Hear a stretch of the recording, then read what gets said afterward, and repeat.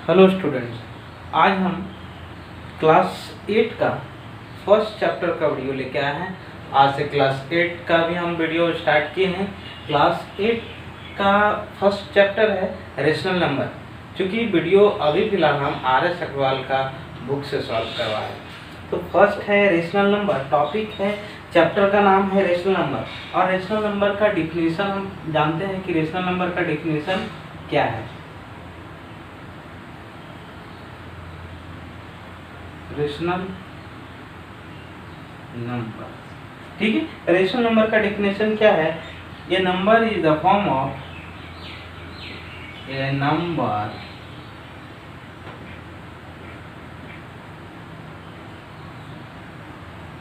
Is the form of P by Q। एक number है जो किस फॉर्म में है? P बाई Q के फॉर्म में। और उसके बाद where जहाँ पे P and Q are integers, जहाँ पे P और Q जो है वो दोनों इंटीजर है, but Q does not equal to 0। और साथ ही ये भी, लेकिन Q जो है वह 0 के इक्वल टू नहीं हो सकता है। ये हमारा है रेशनल नंबर, ठीक है। रेशनल नंबर, दो तरह के रेशनल नंबर होते हैं। पॉजिटिव रेशनल नंबर,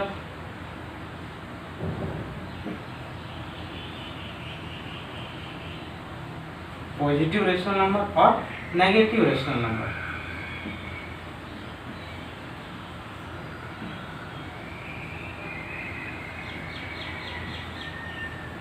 दो तरह के रेशनल नंबर होते हैं, एक होते हैं पॉजिटिव रेशनल नंबर, एक negative rational number. Positive rational number में हम जैसे कि कुछ भी हम लिखेंगे 1/2, 9/6, 5/3, 2/1, इस तरह कुछ भी, कोई भी नंबर ले तो ये क्या हो जाएगा? Positive rational number.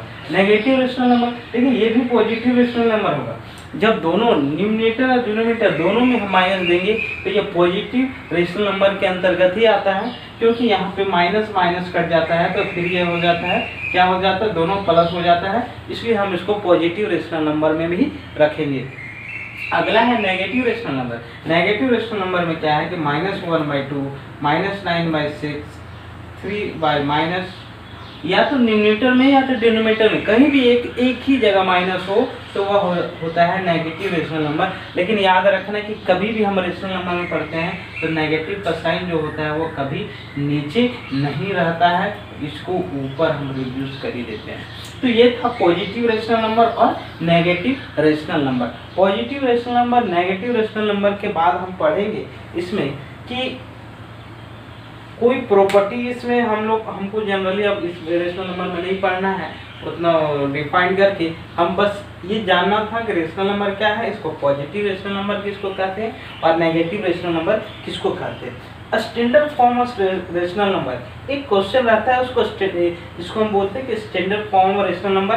Standard form मतलब, जिसका मतलब होता है कि सिंपलेस्ट फॉर्म भी कहा जा सकता है। स्टैंडर्ड फॉर्म, स्टैंडर्ड फॉर्म को यदि हम सिंपलेस्ट फॉर्म कहेंगे तो कोई दिक्कत नहीं है, इसी को कहा ही जाता है।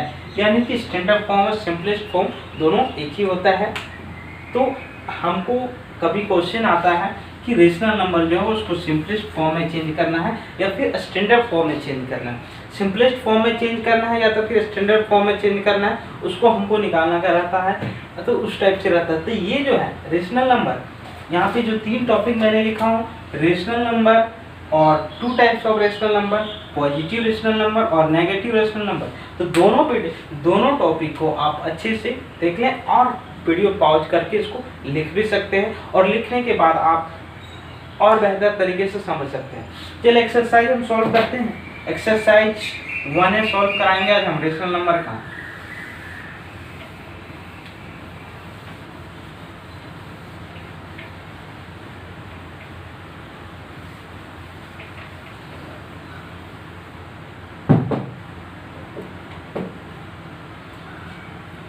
क्वेश्चन है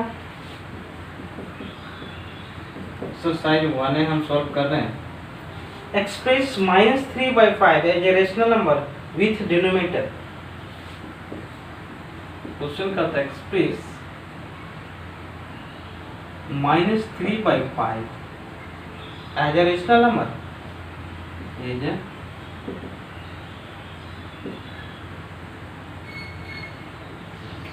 as a rational number with denominator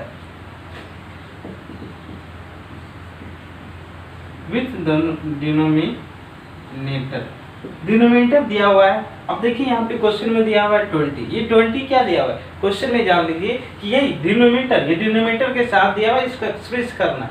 तो डिनोमिनेटर दिया हुआ है, यानी कि सॉल्यूशन हम लिखेंगे यहाँ पे। ऑलरेडी जो रेशनल नंबर है, एक नंबर है, डिनोमिनेटर कितना दिया हुआ है 20। ऑलरेडी पहले से रेशनल नंबर है -3/5 और हमको डिनोमिनेटर दिया हुआ है 20। डिनोमिनेटर तो पता है, अब बचपन में फ्रैक्शन नंबर में पढ़े हैं कि जो ऊपर रहता है वो उसको क्या बोलते हैं, तो डिनोमिनेटर बोलते हैं, जो नीचे रहता है उसको डिनोमिनेटर बोलते हैं। तो डिनोमिनेटर यहाँ पे दिया है 20। अब यहाँ पे देखिए कि 5 और 20, यहाँ पे डिनोमिनेटर 20 दिया हुआ है, -3/5 इसको इस फॉर्म में एक्सप्रेस करना है। तो क्या होगा कि 5 इस 20 को हम बहुत तरीके से निकाल सकते हैं। इस 20 को हम 5 से डिवाइड करेंगे, रफ में डिवाइड करेंगे, तो 5 4 जा कितना आ जाएगा 20, यानी कि कितने टाइम्स में आ रहा है 4 टाइम्स में, यानी कि इस 5 में क्या किया है 4 से मल्टीप्लाई किया है। 5 4 जा 20, तो हमारा क्या होगा कि 3 को भी हम किससे मल्टीप्लाई करेंगे 4 से। रेशनल नंबर फ्रैक्शन नंबर में ये होता है कि जो नीचे हम ऑपरेशन करते हैं वो सेम ऊपर ही ऑपरेशन करते हैं, यानी कि नीचे हम 4 से मल्टीप्लाई किए तो ऊपर भी हम 4 से मल्टीप्लाई करेंगे। तो क्या हो जाएगा 3 4 जा -12, यानी कि इसका ये जो -3/5 का क्या हो गया -12/20, ये हो गया। इस टाइप से इसको हम एक्सप्रेस कर सकते हैं। ये क्वेश्चन था फर्स्ट नंबर। अब यहाँ पे सेकंड, और इसी क्वेश्चन में डिनोमिनेटर कुछ भी चेंज हो सकता है।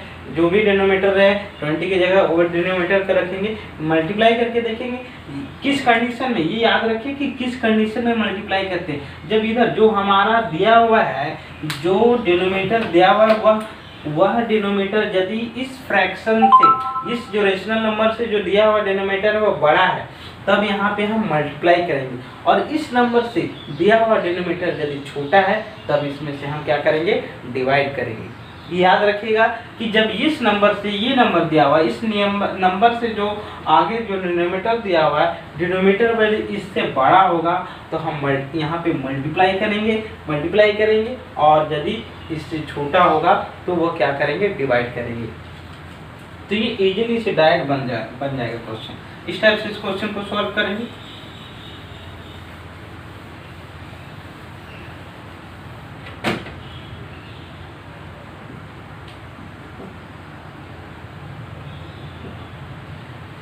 अब 2 नंबर बोल रहा है express -42/98 as a rational number with denominator 7।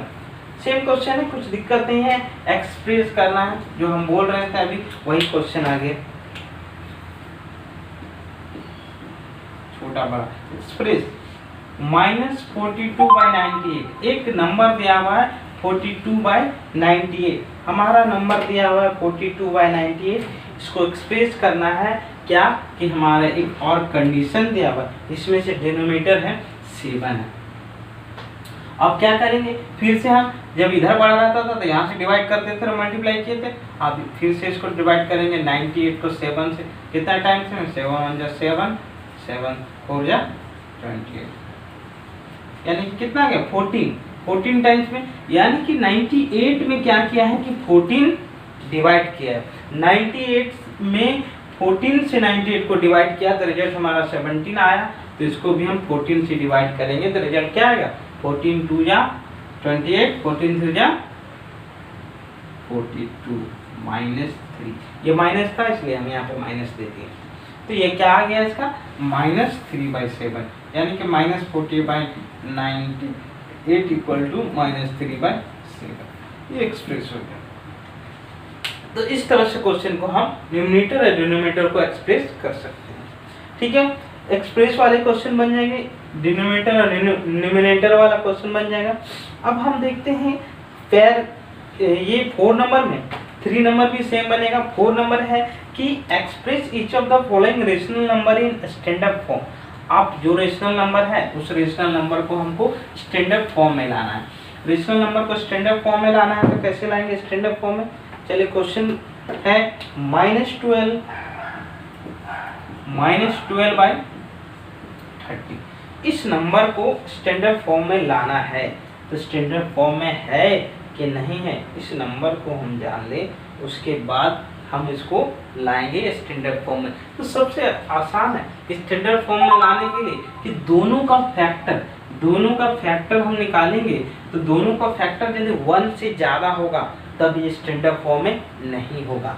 दोनों का फैक्टर 12 का फैक्टर निकालेंगे तो क्या होता है 12 का फैक्टर हम प्राइम फैक्टर निकालेंगे 2 6 जा 12 और 2 3 जा यानी कि 2 × 3।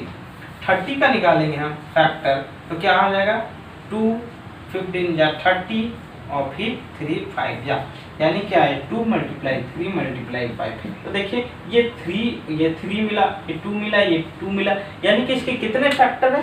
2 फैक्टर है। 2 1 तो है ये और 2 भी है 3 भी है, यानी कि इस 12 और 13 का 3 फैक्टर है। इसका मतलब है कि ये स्टैंडर्ड फॉर्म में नहीं है। ये तो चेक करना था कि हम इसको चेक किए कि स्टैंडर्ड फॉर्म में है कि नहीं है।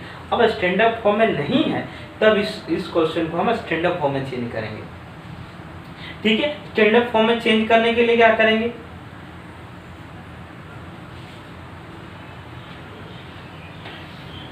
इतना तो हम जान गए कि स्टैंडर्ड फॉर्म में ये है।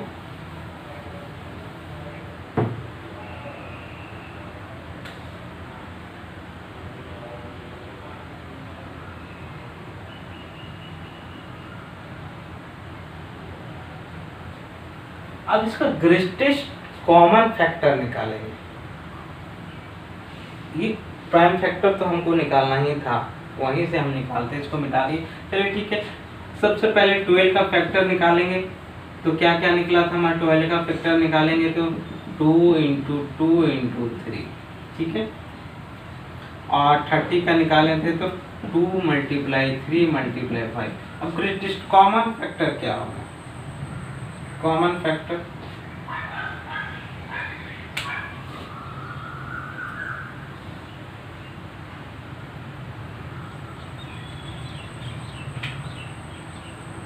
टू मल्टीप्लाई 3, ठीक है 6। इसका कॉमन फैक्टर निकल गया 6। तो इसको क्या करेंगे 6 से ग्रेटेस्ट कॉमन फैक्टर ही निकला है, ये ग्रेटेस्ट कॉमन फैक्टर निकला। और इस तरह से नहीं तो एक तरह से और इसको निकाल सकते हैं कि ग्रेटेस्ट कॉमन फैक्टर निकालने का एक और तरीका है कि हम 12 और 30 12 का ऑल फैक्टर निकालेंगे। ऑल फैक्टर होगा 1 2 3 4 6। 30 का ऑल फैक्टर होगा 30 का 1 2 3 5 6 10 15।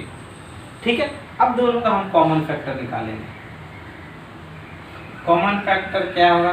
कॉमन फैक्टर दोनों का क्या क्या है? 1 है तो 1, 2 है तो 2, 3 है तो 3 और 6 है तो 6। अब यहाँ पे हमको देखना कि ग्रेटेस्ट कॉमन फैक्टर कौन है। ग्रेटेस्ट कॉमन फैक्टर क्या है? तो यहाँ पे है 6, यहीं पे 6 जो है वह ग्रेटेस्ट कॉमन फैक्टर है। तो ये ग्रेटेस्ट कॉमन फैक्टर यहाँ से निकाल लिए। अब हमको यही चाहिए था कि इन दोनों में से ग्रेटेस्ट कॉमन फैक्टर को छांटना था। ठीक है, तो यहाँ पे ये जितने भी प्रोसेस है ना, ये जितने भी प्रोसेस है इसको आप रफ में निकाल लेंगे। रफ में निकाल लेंगे तो ये ज़्यादा अच्छा रहेगा। बगल में आप भी निकाल सकते हैं, कोई दिक्कत नहीं। जब आप क्वेश्चन सॉल्व करते हैं तो बगल में भी निकाल सकते हैं। अब यहाँ पे देखिए, ये तो था हम कॉमन फैक्टर यहाँ से निकालें। अब इसको सॉल्व करेंगे। -12 इसको इरेज कर देते हैं। हमको याद है कि जो ग्रेटेस्ट कॉमन फैक्टर जो है हमारा वह 6 है। ठीक है, ग्रेटेस्ट कॉमन फैक्टर 6 है तो लिखेंगे द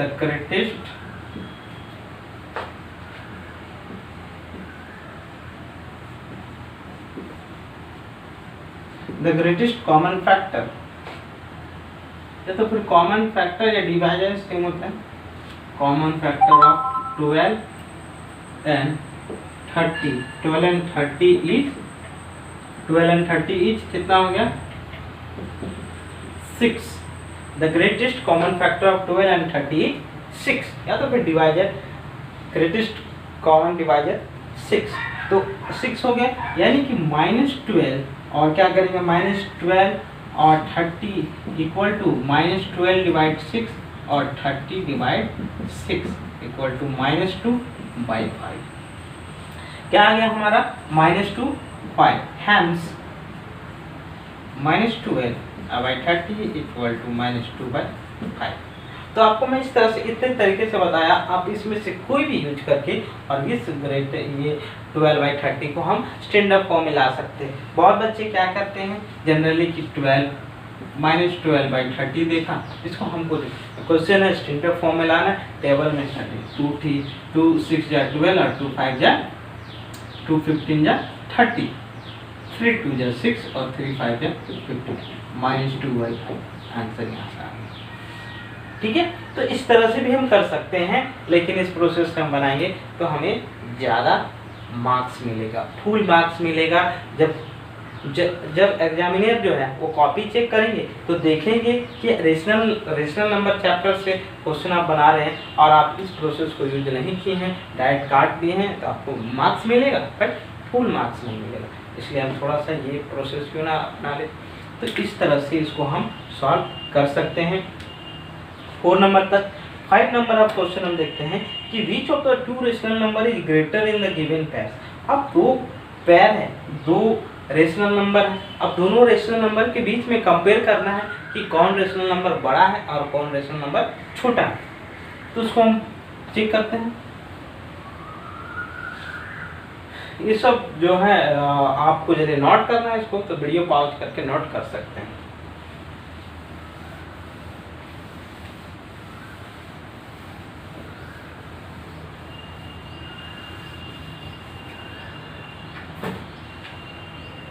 फाइव नंबर हम क्वेश्चन देखते हैं, which of the two rational number is greater in the given. अब दो रेशनल नंबर है, अब उसको देखना है भाई कि ग्रेटर है या ये स्मॉलेस्ट, -5/7 और -4/7। अब ये दोनों नंबर्स में तो जब लाइक फ्रैक्शन रहता है तो हम सबसे पहले जान लेते हैं कि ये जो माइनस छोड़िए, हम पहले जानते हैं कि जब फ्रैक्शन में हम पढ़ते थे तो फ्रैक्शन में हम कैसे निकालते थे। फ्रैक्शन चैप्टर हम जब पढ़े तो ग्रेटेस्ट और लोवेस्ट कैसे निकालते थे, 3/6 और 8/6। ठीक है, इस फ्रैक्शन को हम क्या कहते थे, तो इस टाइप से फ्रैक्शन रहता था, इसको हम कहते थे लाइक फ्रैक्शन। जब लाइक फ्रैक्शन रहा तो ग्रेटेस्ट और लोवेस्ट हमको चुनने में तनिक भी देर नहीं लगती थी। जब लाइक फ्रैक्शन है, दोनों का डिनोमिनेटर सेम है, तो ऊपर जो बड़ा होता था वही जो होता था हमारा ये ग्रेटर होता था। ऊपर ग्रेटर हुआ तो ये फ्रैक्शन ग्रेटर हो गया। इस टाइप से, या तो कि इस टाइप से नहीं कर सकते थे, तो ये तो लाइक फ्रैक्शन, अनलाइक फ्रैक्शन। अब अनलाइक फ्रैक्शन हम पढ़ते थे, अनलाइक फ्रैक्शन 7/4 और 8/9, ये तो हमारा अनलाइक फ्रैक्शन। अब इस फ्रैक्शन को हम कैसे चुनेंगे कि ये कौन सा ग्रेटर है, तो इसका भी दो प्रोसेस है। सबसे पहले क्रॉस मल्टीप्लिकेशन करेंगे, क्रॉस मल्टीप्लाई करेंगे तो 9 × 7 और 4 × 6, 9 7 जा 63 और 4 6 जा 24। कौन सा बड़ा हो गया 64, यानी कि ये बड़ा हो गया। ये प्रोसेस था। दूसरा प्रोसेस भी है, एक और प्रोसेस इसका हम लेते हैं 7/4 और 6/9 का। सबसे पहले क्या लेंगे,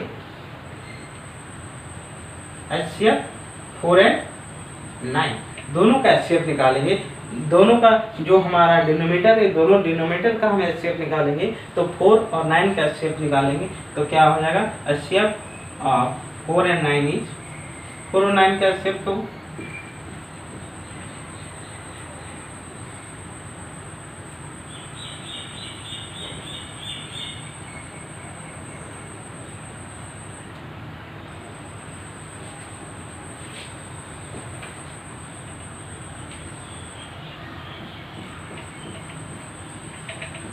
1 आएगा, यानी कि दोनों का HCF नहीं होता था तो हम क्या करेंगे, इसका मल्टीप्लाई करते 9 4 जा 36, एलसीएम निकालेंगे, सॉरी एलसीएम 4 and 9, ठीक है। एलसीएम निकालने 36 आया। अब इसको हम कंपेयर करेंगे, यानी कि दोनों को सेम करेंगे, तो इस 4 को 36 को 4 से डिवाइड करेंगे, तो 36 को 4 से डिवाइड करेंगे तो 4 9 जा 36, 9 मल्टीप्लाई किए, ऊपर भी मल्टीप्लाई किए 9 और नीचे भी 9 मल्टीप्लाई किए, तो 9 से 7 जा 63/36। इसको हम दोनों डिनोमिनेटर को सेम बनाने के लिए प्रोसेस यूज करते हैं। अब यहाँ पे फिर क्या हो गया 6/9, अब 9 का टेबल 36 4 टाइम्स में 4/4 इक्वल टू 24/36। देखिए दोनों में 36 नीचे आ गया, यानी ये कन्वर्ट हो गया किसमें, लाइक फ्रैक्शन में। तो बड़ा कौन है, ये 63 कहाँ से आया, 7/4 से, यानी कि ये बड़ा हो गया, ठीक है। ये अनलाइक फ्रैक्शन का दो प्रोसेस था, क्रॉस मल्टीप्लिकेशन और ये एलसीएम मेथड से। तो ये दोनों, तो हम इसी में से इसको, इस प्रोसेस को निकालेंगे, सेम को निकालेंगे, बस माइनस है, माइनस की जगह माइनस रखते चले जाएंगे, है ना, बस माइनस के जगह रखते चले जाएंगे, तो सेम फ्रैक्शन प्रोसेस से ही हम इसको बनाएंगे, तो अच्छा रहेगा, ज़्यादा बेटर रहेगा। इस प्रोसेस से हम बना सकते हैं, इस प्रोसेस से बनाने से ज़्यादा मार्क्स मिलता है, फुल मार्क्स मिलता है। ये शॉर्ट ट्रिक है, इस शॉर्ट ट्रिक से हम बना सकते हैं। जो मैंने अभी काटने वाला बताया वो भी शॉर्ट ट्रिक था। जब नहीं आता आपको तब इसका यूज कर सकते हैं, अन्यथा इसका यूज ना करें तो बहुत अच्छा रहेगा। चलिए अब बनाते हैं इसको, क्वेश्चन को, इस क्वेश्चन को हम बनाते हैं।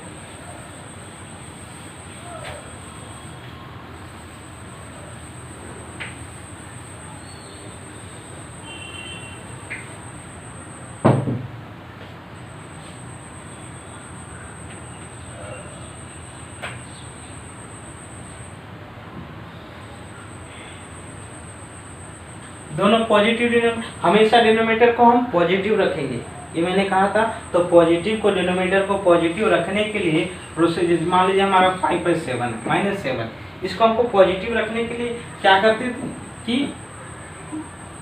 -7 है तो नीचे भी -1 और ऊपर भी -1 से मल्टीप्लाई करते हैं, जिसका रिजल्ट हमारा आता है -5/7। इस तरह से माइनस को हम ऊपर ले जाते हैं। तो यहाँ पे हमारा दोनों पॉजिटिव डिनोमिनेटर है, तो ऊपर ले जाने की जरूरत ही नहीं है, ये ऑलरेडी पहले से है।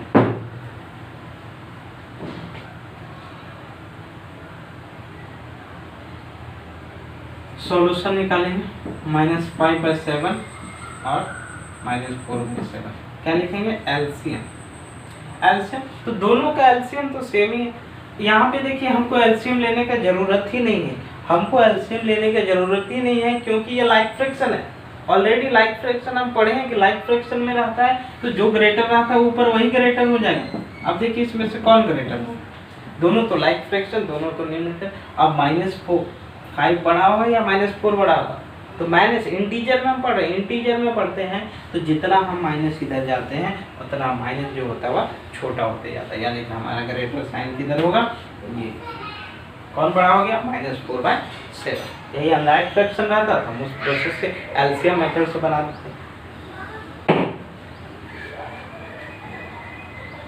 ठीक है। तो इस तरह से हम आज क्वेश्चन नंबर 1 to 6 तक सॉल्व किए, 1 से लेके 6 तक क्वेश्चन सॉल्व कर, फिर अगला वीडियो में 7 से लेके और आगे के क्वेश्चन में सॉल्व कराऊंगा। Thank you.